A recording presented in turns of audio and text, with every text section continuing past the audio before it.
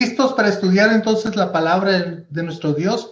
Hoy vamos a ver el mensaje a la iglesia de Tiatira.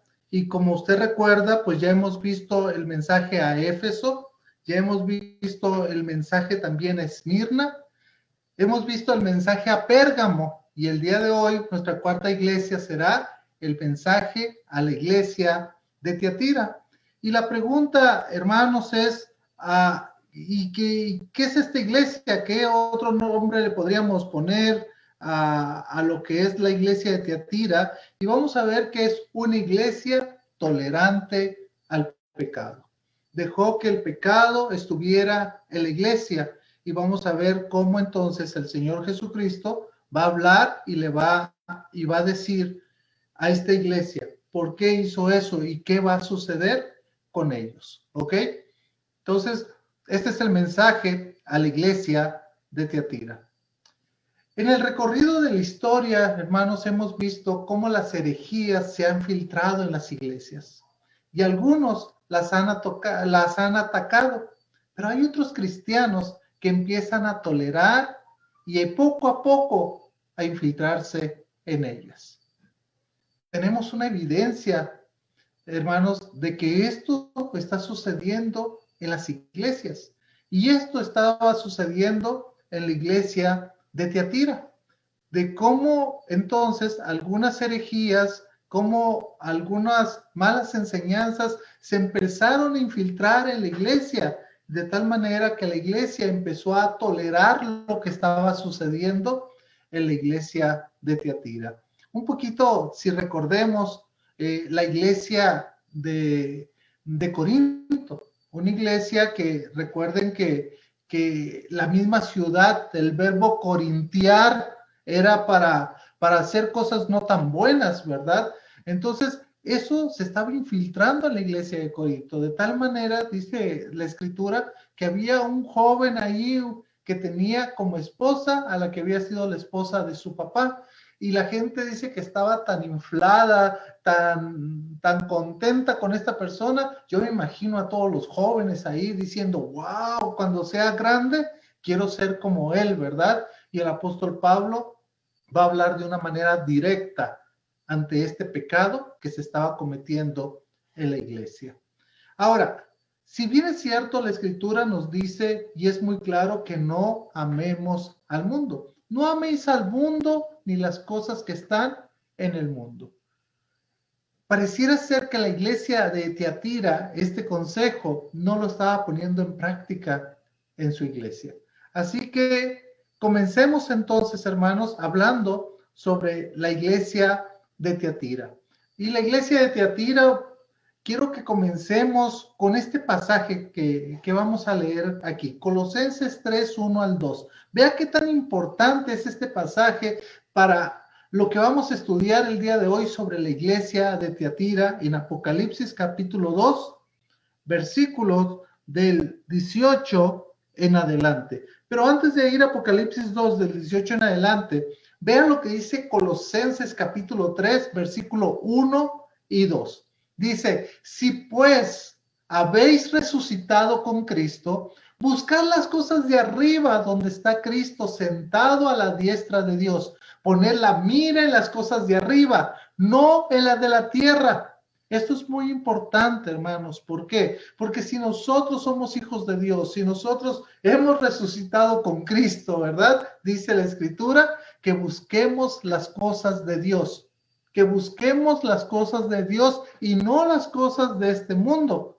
Dice que nosotros debemos de poner nuestra mirada, poner la mira en las cosas de arriba, no en las de la tierra. ¿Por qué razón? Porque la tierra, este mundo es pasajero. Ahora, si unimos ahora Colosenses capítulo 3 del 1 al 2 y unimos primera de Juan capítulo 2 del 15 al 17, pues podemos decir lo siguiente, ¿verdad? En primera de Juan capítulo 2 versículo 15 nos dice que no amemos al mundo ni las cosas que están en el mundo. ¿Por qué? Porque está diciendo que todo lo que hay en este mundo, los deseos de los ojos, los deseos de la carne y la vanagloria de la vida, no proviene del Padre, sino del mundo. Pero escuchen lo que dice, y el mundo pasa y sus deseos, pero el que hace la voluntad de Dios permanece para siempre. Por eso Colosenses 3, 1 a 2, si pues habéis resucitado con Cristo, pues busca las cosas de arriba, busquemos las cosas de Dios, pongamos nuestra mirada en las cosas de Dios. Pareciera ser que la iglesia de Tiatira no atendió muy bien a este consejo. Recuerda, hermanos, que estamos viendo el mensaje a las 7 iglesias del Apocalipsis, más bien los 7 mensajes a las 7 iglesias del Apocalipsis. Y el día de hoy nos tocará ver entonces la iglesia de Tiatira, ¿ok? Algo curioso, hermanos, antes de entrar a la iglesia de Tiatira, es que tenemos una evidencia de la ciudad con un personaje conocido para nosotros. Recuerda en Hechos capítulo 16, versículo 14, que había una mujer llamada Lidia, vendedora de púrpura, que era de la ciudad de Tiatira. Ahí, si usted quiere ir, puede ir a Hechos capítulo 16, los versículos 14, el versículo 14 en adelante. De ahí se va a empezar a hablar de esta mujer llamada Lidia de Tiatira. Recuerde que estamos viendo una estructura del mensaje de las iglesias, donde hay un escritor, donde hay un destinatario, donde se habla de la iglesia, ¿verdad? Y comienza con un elogio, después un reproche, la exhortación, la disciplina y el consejo. Esta es la estructura que estamos agarrando, aunque hemos visto, por ejemplo, que la iglesia de Esmirna no tuvo reproche, ¿verdad? Y habrá otra iglesia más adelante que también pasará con lo mismo, ¿ok? Así que, bueno, veamos entonces, hablemos un poquito de la ciudad de Tiatira, ¿les parece? La ciudad de Tiatira, pues como vemos, es la menos importante de las 7 ciudades. ¿Por qué? ¿Por qué razón? Mire, nos hemos quedado en el recorrido con Pérgamo. Recuerda que le había dicho, ¿verdad? Estaba Éfeso aquí, luego subíamos a Esmirna, después arriba al norte a Pérgamo. Ahora vamos a bajar un poquito y ahí está la ciudad de Tiatira. Bueno, la ciudad es Tiatira a unos 65 kilómetros más o menos hacia el sureste. La ciudad de Tiatira era la menos importante de las 7 ciudades del Asia Menor. Tiatira estaba desprovista de fortificaciones naturales contra invasores potenciales. ¿Sabe? Que Tiatira era la puerta a Pérgamo y la tarea de los defensores de Tiatira era demorar a los atacantes con rumbo a Pérgamo. O sea, como diríamos nosotros, ¿verdad? Tiatira era la que va adelante, la adelantada que le llaman en el ejército, ¿verdad? ¿Por qué? Porque antes de llegar a Pérgamo tendrían que pasar por Tiatira. ¿Sabe que la ciudad de Tiatira llegó a ser un floreciente centro comercial? Déjeme decirle por qué. Porque unía a Pérgamo con la Odisea. Dejamos a Pérgamo en el sur, arriba, ¿ok? Entonces va a venir las otras ciudades abajo hasta llegar a la Odisea. Entonces Tiatira unía a Pérgamo con la Odisea, Esmirna y las regiones interiores. Tiatira no era un centro religioso o político como Pérgamo, como lo vimos la semana pasada, no, sino era conocida por su vida mercantil. Sabe que ahí había una gran cantidad de gremios. Entre ellos estaban los panaderos, los artesanos en bronce, zapateros, alfareros, tejedores y curtidores. ¿Se acuerda? Curtidores por Lidia, ¿verdad? Aquella que la vendedora de púrpura que decíamos. Los gremios jugaban un papel tan importante en la vida social, política y religiosa, así como en lo económico, y cada uno tenía su propio dios patrón. Se puede imaginar que cada gremio tenía a su dios patrón y su época de festividad. Es por ello que la presión que enfrentaron los cristianos de Tiatira vino de parte de los gremios para mantener su trabajo. Cada uno debía de pertenecer a un gremio. Los cristianos enfrentaban el dilema de participar o de perder su trabajo. Como diríamos hoy en día, hermanos, los de Teatira tenían mucho, ¿cómo se dice? Mucho compromiso social, ¿verdad? Y no compromiso social en lo bueno de ayudar a las personas. No, más bien estoy hablando de ese compromiso social de tener que ir a los gremios y participar de ciertas cosas para poder tener su trabajo y poder tener su comida y todo eso. Entonces los cristianos estaban enfrentando ese dilema de participar o perder su trabajo. ¿Ok? ¿Sabe que el dios principal en Tiatira era Apolo? El dios griego del sol. Apolo era hijo de Zeus y el emperador, escuche bien, se consideraba la encarnación de Apolo. En monedas de Tiatira, Apolo aparece tomado de la mano con el emperador. ¿Se puede imaginar? Por eso ahorita vamos a ver a Jesús cómo se presenta, porque tiene que ir en contra de estas cosas que estos de Tiatira estaban adorando. Apolo, ¿verdad? Como el dios griego del sol. Ok, veamos entonces ahora la iglesia de Tiatira, ¿ok? La iglesia de Tiatira, pues como sabemos, hermanos, no registra su fundación, así como lo fue Esmirna y también lo fue Pérgamo. No registra nada acerca de su fundación de la iglesia en Tiatira. Algunos piensan que es posible que Lidia, quien era de Tiatira, y su familia participaron en el inicio de la iglesia, ya que Hechos capítulo 16, versículo 14 y 15, narra la conversión de Lidia y todos los de su familia. Y no solamente los de su familia, sino también sus empleados, algunos de sus empleados de Lidia, ¿verdad? Recuerde que no se sabe bien si Lidia era el nombre de la persona, de la mujer esta, o le decían Lidia porque era de Tiatira, y Tiatira pues era de la región de Lidia, así se le conocía. Bueno, no sabemos mucho de eso. Entonces, ¿quién inició la iglesia de Tiatira? No lo sabemos. Algunos podrían pensar que fue Lidia con su familia. La otra posibilidad es que, como vimos también en la iglesia de Pérgamo, que lo más probable es que la iglesia se fundó como parte del ministerio de Pablo en Éfeso. Eso lo pueden leer ustedes en Hechos capítulo 19, versículo 10. Pero en realidad no sabemos. Lo único que sabemos de la iglesia de Tiatira es que era una iglesia tolerante al pecado. Era una iglesia con un compromiso social tremendo de tener que participar en la sociedad, de tener que, como dirían hoy en día, ¿verdad? Bueno, pues si es que mi sociedad me pide beber vino, pues voy a tener que hacer. Si mi sociedad me pide ir a lugares donde no debería de estar, pues voy a tener que ir porque si no perderé mi trabajo. Yo no sé si usted se siente muy alejado, mi querido hermana, mi querida hermana o hermano, de esto mismo que a lo mejor muchos de nosotros estamos viviendo también. ¿Ok? Veamos qué dice la escritura. Voy a leer Apocalipsis capítulo 2, del 18 en adelante.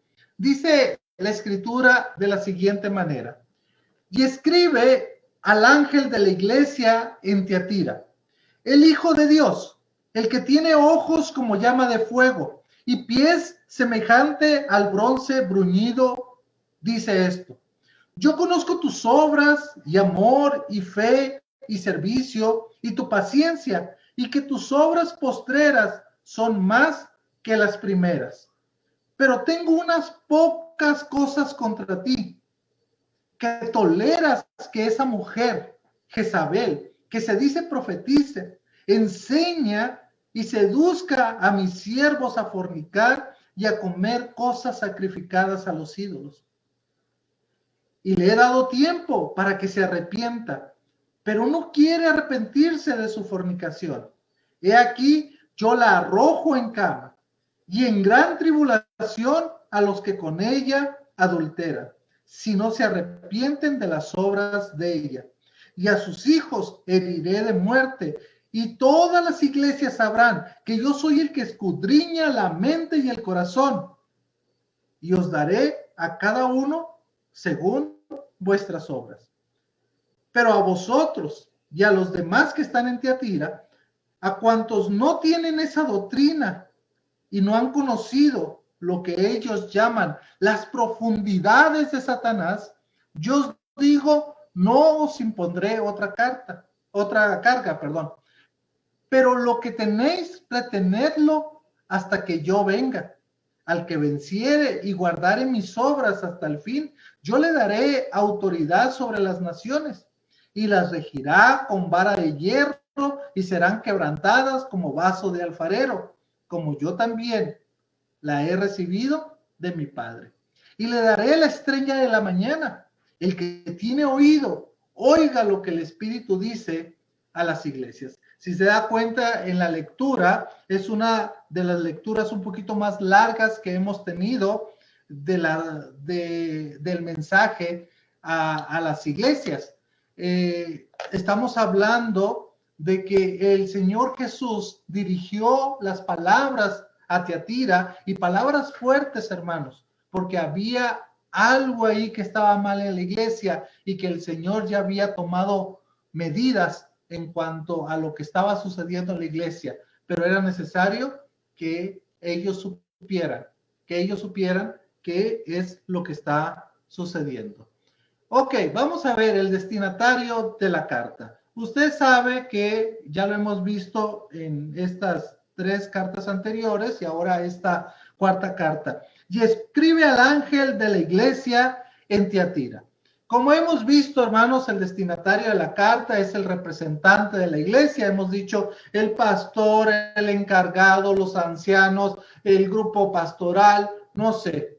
Algunos pensarían también que podría haber sido también el ángel, ¿verdad? Un ángel literal. Pero déjeme decirle que yo no comparto ese punto de vista. Pero también es la iglesia misma de Tiatira, es el destinatario de la carta. Escribe al ángel de la iglesia, ¿verdad? Bueno, el ángel de la iglesia es el pastor o el encargado de la iglesia. Ok, veamos el escritor. En el escritor vamos a ver que dice la escritura que se presenta como el Hijo de Dios, el que tiene ojos como llama de fuego y pie semejante al bronce bruñido, dice esto. Entonces hay 2 cosas importantes aquí. El que tiene ojos como llama de fuego, es lo primero, es lo segundo que nos va a decir. Primero que es el Hijo de Dios y el que tiene ojos como llama de fuego, pero también dice que el que tiene pie semejante al bronce bruñido. Ok, entendamos un poquito de esto. El Señor Jesucristo se presenta primeramente como el Hijo de Dios. ¿Sabe que este título es la única vez que aparece en este término en Apocalipsis? Pero sí aparece en varias ocasiones a Dios como Padre de Cristo. El énfasis está en su deidad, porque su manera de acercarse a la iglesia de Tiatira es como juez divino. Debemos de recordar algo. Apolos era considerado el hijo de Zeus y el emperador la encarnación de Apolos. Por ende, el hijo de Zeus, ¿sí? Entonces, Juan lo que quiere hacer es desmascarar las pretensiones divinas del emperador, poniendo en claro lo siguiente, que el único y verdadero Hijo de Dios se llama Jesús. No Apolos, no el emperador, sino el único y verdadero Hijo de Dios se llama Jesús. A este título mesiánico posee 2 características. La primera, el que tiene ojos como llama de fuego. También esto va en contra del dios Apolo, considerado como el dios Sol. Aquí señala la majestad divina de Jesús, pero también que Él puede escudriñar nuestros corazones, nos pone al descubierto. Somos como el oro en el crisol, nos ve nuestras impurezas y está listo para limpiar todo lo malo. También nos da la idea de juicio. Todo está descubierto ante el gran juez. Y los pies semejante al bronce bruñido, es que déjeme explicarle que ahí en Tiatira, una de las industrias de los gremios principales de la ciudad era la fundición del bronce. El Señor dará el castigo a sus enemigos. Él pisará el enemigo. La expresión connota entonces autoridad y pies semejante al bronce bruñido. ¿Se da cuenta cómo el Hijo de Dios se presenta? Como el Hijo de Dios, como el que tiene ojos como de llama de fuego y pies semejante al bronce bruñido. Ahora, veamos el elogio, porque si hay un elogio aquí, vean lo que dice el versículo 19. Yo conozco tus obras y amor y fe y servicio y tu paciencia y que tus obras postreras son más que la primera. Entonces, lo primero que dice en el elogio es, ¿sabes qué? Yo conozco tus obras. Y se acuerdan que hemos hablado acerca de el conocer, ¿verdad? Ese conocimiento profundo, ese conocimiento perfecto de Dios. Él sabe lo que ocurre en su iglesia. Él sabe lo que ocurre en nuestra iglesia, Ibec, hermanos. Él conoce su iglesia. La iglesia Ibec es de él. Él la compró con su sangre. Entonces, él conocía a la iglesia de Tiatira. Y dice, yo conozco tus obras. El Señor va a elogiar a la iglesia antes de dar el reproche. Esta iglesia, a pesar de no ser tan importante como las tres anteriores, como vimos al inicio, poseía virtudes que las otras iglesias habían olvidado. Por ejemplo, mostraban el amor que a la iglesia de Éfeso había dejado. Eran perseverantes, lo que Esmirna necesitaba, y también tenían la fe que la iglesia de Pérgamo estaba perdiendo. ¿Se puede imaginar? Las cuatro categorías de sus obras eran el amor a Dios, ahí lo tenemos, ¿verdad? El amor a Dios y el amor los unos a los otros. Número 2, su fe, o mejor dicho, su lealtad a Dios. Número 3, el servicio a Dios y a los hermanos. Es poner en práctica el amor y la fe, hermanos. Y número 4, su paciencia con perseverancia. Es la condición que resulta de la fe. Es la expresión misma de la lealtad. Es por eso tan importante, hermanos. Pero fíjese cómo termina diciendo ahí en el versículo 19. Y tus obras postreras son más que las primeras. Sus obras postreras son más que las primeras. Ahora, es algo curioso, hermanos, que les diga esto. ¿Por qué razón? Porque ellos parece ser que no comenzaron tan bien, porque si sus obras postreras son más que las primeras, es que a lo mejor no comenzaron de todo bien, pero que entonces lo que estaban haciendo en ese momento iba mejorando, ¿verdad? Recuerde, yo conozco tus obras, conozco tu amor, conozco tu fe, conozco tu servicio, conozco tu paciencia con perseverancia. Y ¿sabes qué? He podido notar algo también. ¿Qué es lo que he podido notar? Muy sencillo. Lo que he podido notar es que tus obras postreras mejoran tus obras primeras. El reproche o la reprensión, hermanos. Vea lo que dice el versículo 20. Pero tengo unas pocas cosas contra ti, que toleras que esa mujer Jezabel, que se dice profetiza, enseñe y seduzca a mis siervos a fornicar y a comer cosas sacrificadas a los ídolos. El Señor Jesucristo, después de haberla alabado a la iglesia, ¿verdad? Después de haberla elogiado, ahora quiere que su iglesia se arrepienta de las cosas malas que está haciendo. Estas alabanzas la preparará para escuchar una de las reprensiones más fuertes de toda la Biblia. Se puede imaginar una de las reprensiones más fuertes de toda la Biblia. No todo andaba tan bien con la iglesia en Tiatira. El problema no era la persecución externa, sino las concesiones internas que tenía la misma iglesia. Vea cómo empieza el versículo 20, pero contrasta, ¿verdad? Contrasta con la alabanza a la queja. Tengo unas pocas cosas contra ti. Híjole, si eso era poca cosa, imagínense una iglesia que tuviera muchas cosas. El Señor no estaba del todo contento con la iglesia porque tenía cosas contra ella. Lo primero que tenía contra la iglesia, dice ahí, hermanos, es que toleraban la enseñanza y prácticas de Jezabel. Eso es lo primero. Toleraban las enseñanzas y las prácticas de Jezabel.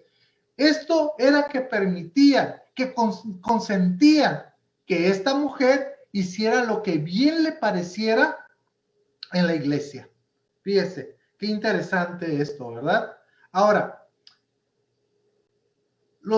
¿por qué toleraban las enseñanzas y prácticas de esta mujer? Bueno, vamos a ver algunas cosas. Lo primero, como pongo aquí, ¿verdad? Se dice que era profetisa, ¿sí?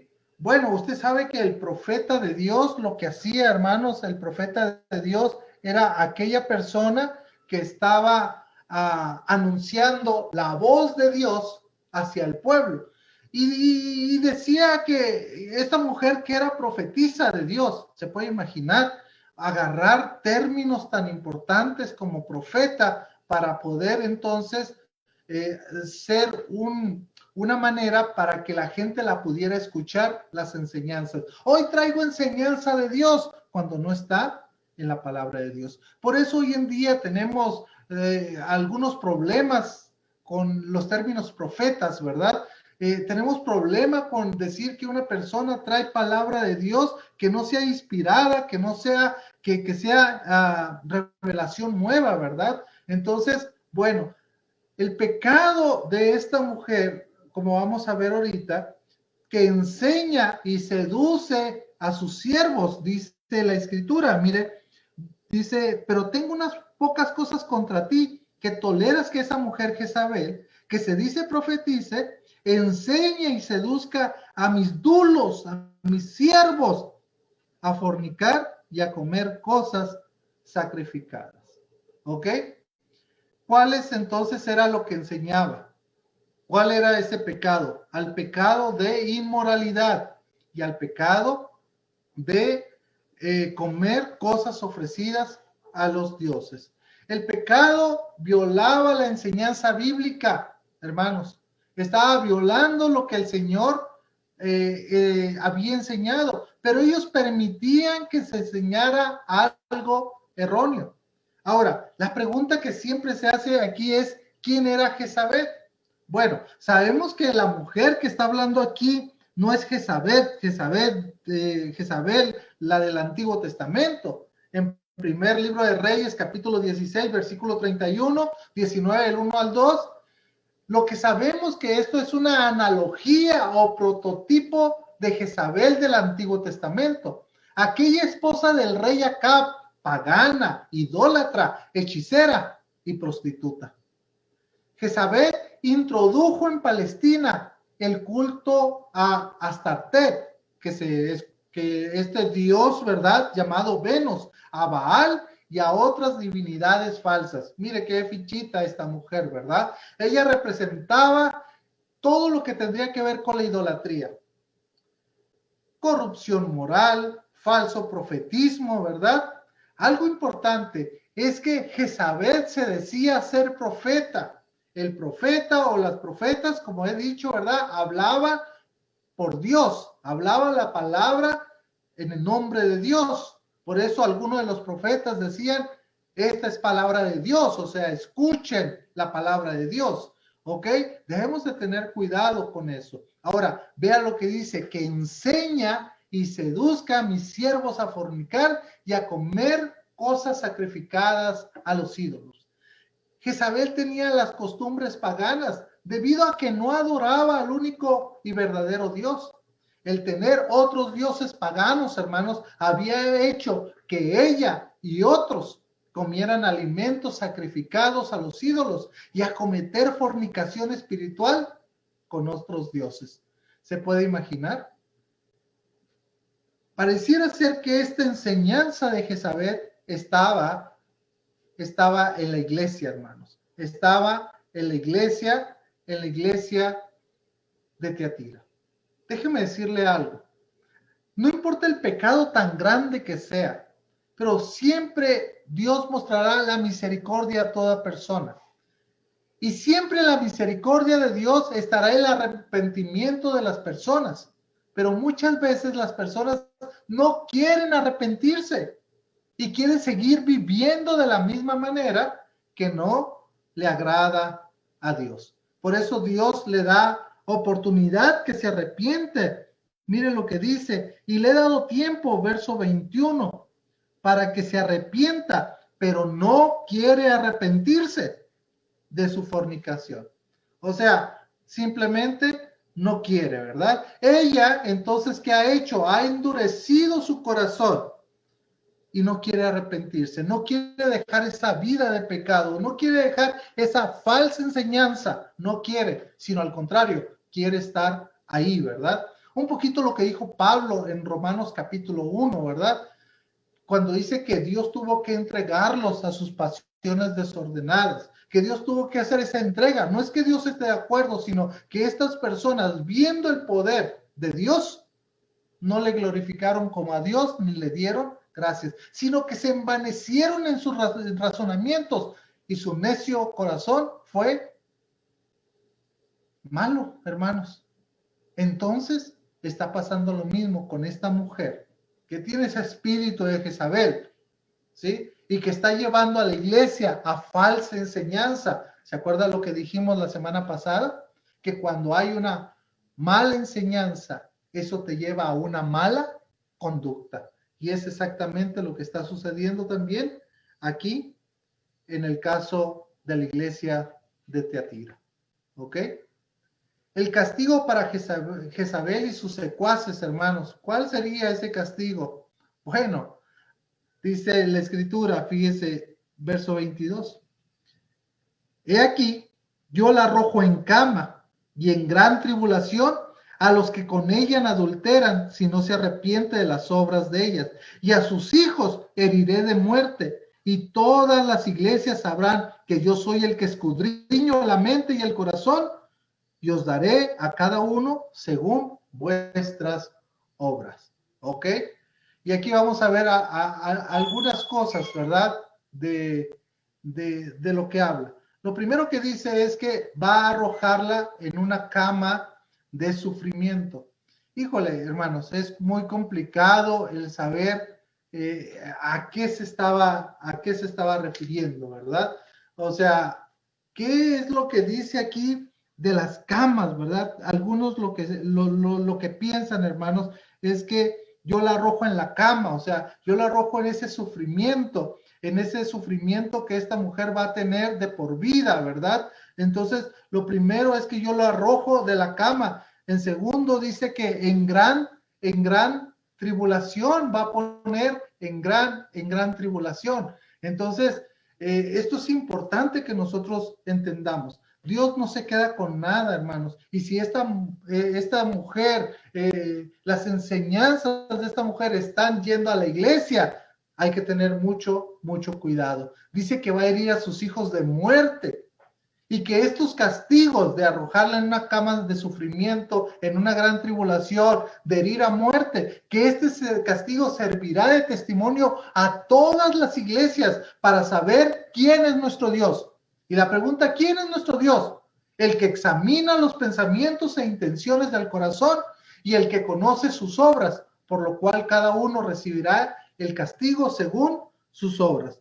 Vea lo que dice, lo dice la escritura, verso 23, y a sus hijos heriré de muerte, y todas las iglesias sabrán que yo soy el que escudriña la mente, y no solamente, sino el corazón, y os daré a cada uno según vuestras obras. No dice la escritura, el apóstol Pablo, que cada uno se presentará ante el tribunal de Cristo para presentar sus obras, sean buenas o sean malas. Ahora, Yo sí me quedé pensando, arrojarla en una cama de sufrimiento, gran tribulación y herir hasta de muerte.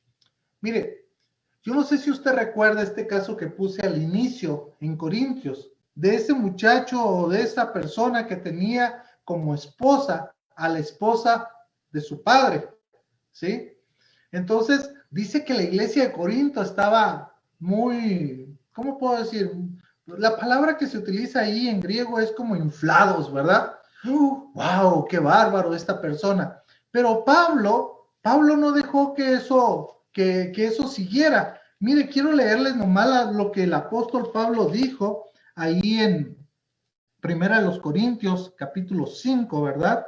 Donde dice,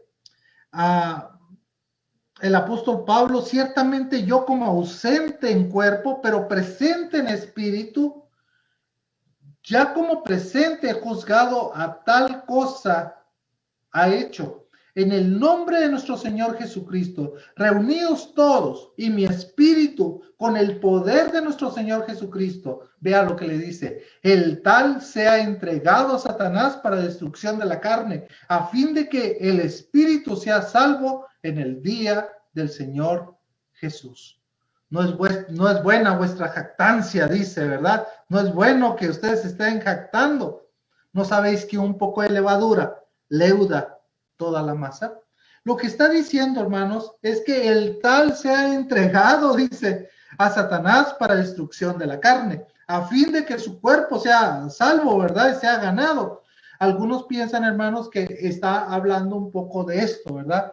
Cuando un cristiano empieza a dar mal testimonio, hermanos, cuando un cristiano empieza a andar una vida que no le agrada a Dios, cuando un cristiano empieza a hablar, decir, comportarse como no un hijo de Dios, lo que está haciendo es que la iglesia de Cristo está haciendo que las personas no crean en el mensaje que da la iglesia de Cristo. Entonces muchas veces Dios va a tener que venir a intervenir en estas personas, hermanos. Y dice, más vale que su cuerpo sea enterrado, ¿verdad?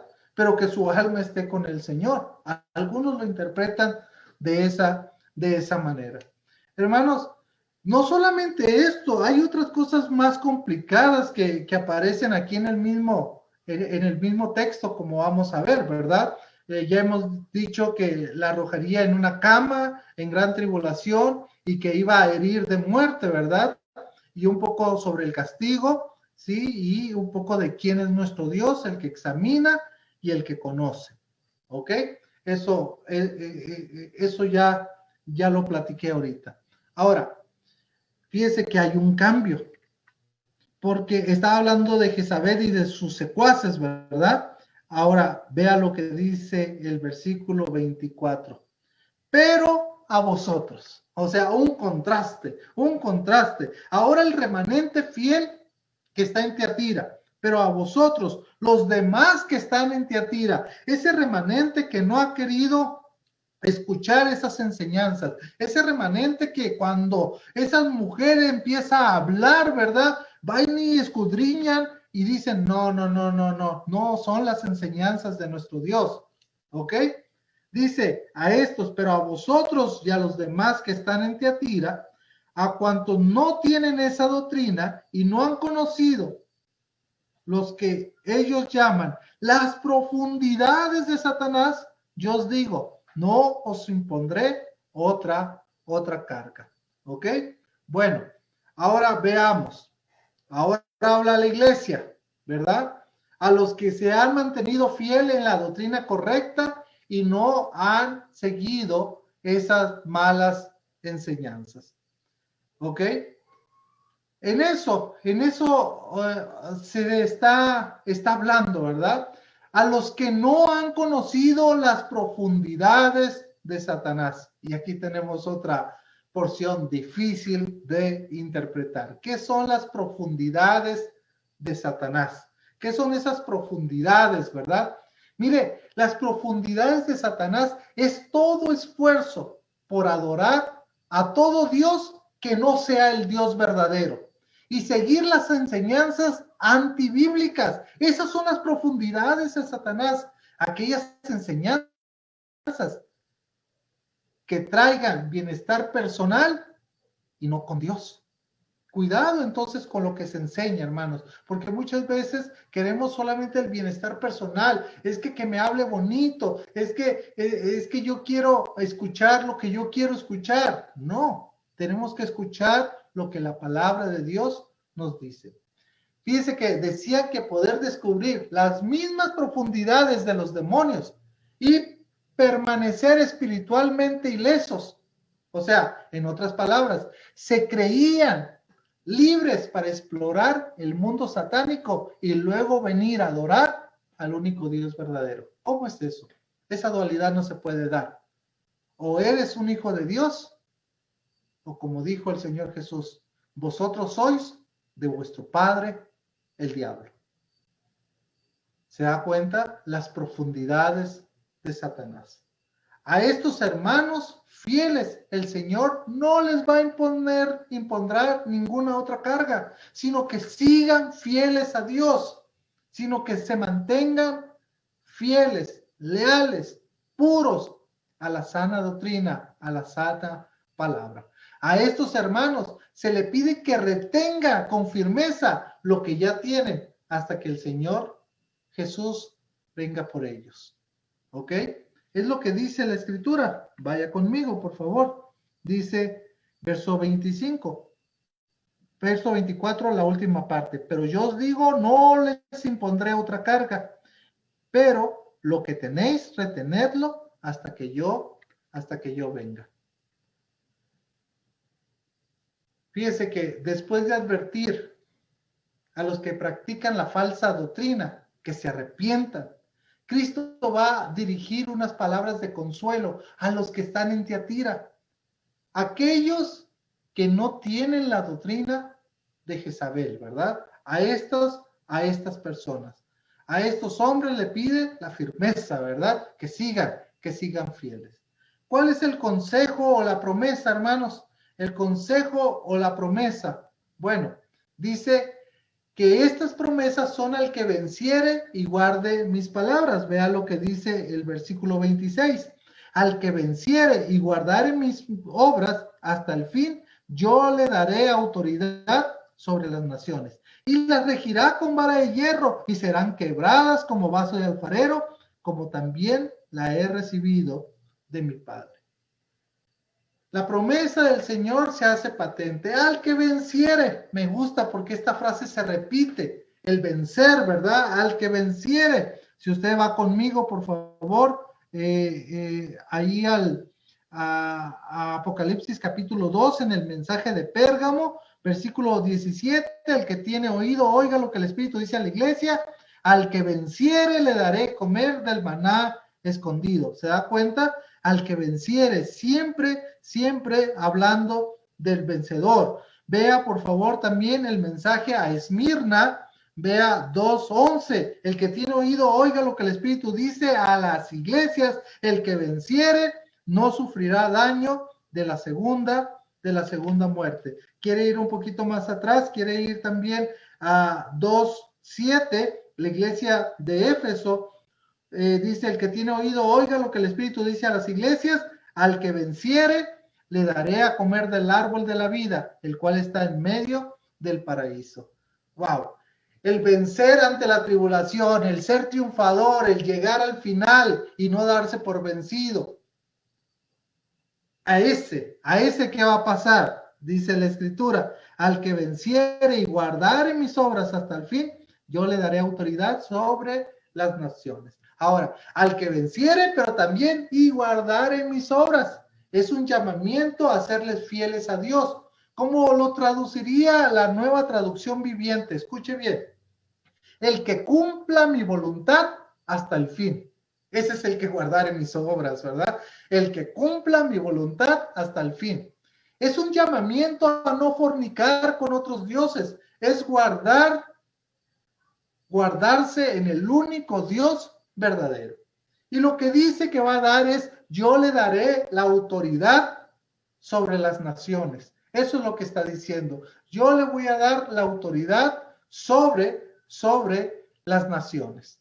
¿Se puede imaginar? Si esperamos a un Cristo que venga en su milenio y que Él va a regir con vara de hierro, imagínense que nosotros también, el que venciera, vamos a poder regir también, tener autoridad sobre estas naciones y poder regir, como dice aquí el verso 26, y yo le daré autoridad sobre las naciones y la regirá con vara de hierro y serán quebrantados como vasos de alfarero, como también yo he recibido de mi Padre.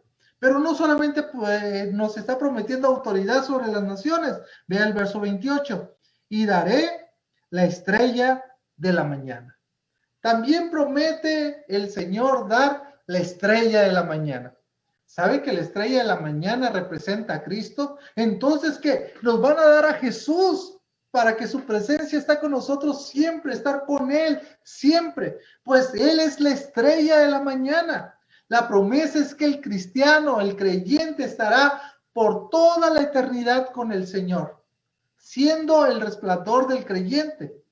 Pedro dice que Jesús es la estrella de la mañana. Entonces, imagínense, autoridad ante las naciones. Y número 2, que nosotros vamos a estar toda la eternidad en la presencia de nuestro Dios, en la presencia del Señor Jesús. Ahora, ¿cuál es ese mensaje a Tiatira? ¿Cuál es esa enseñanza principal que nosotros podemos ver y sacar, hermanos? Déjeme decirle esto.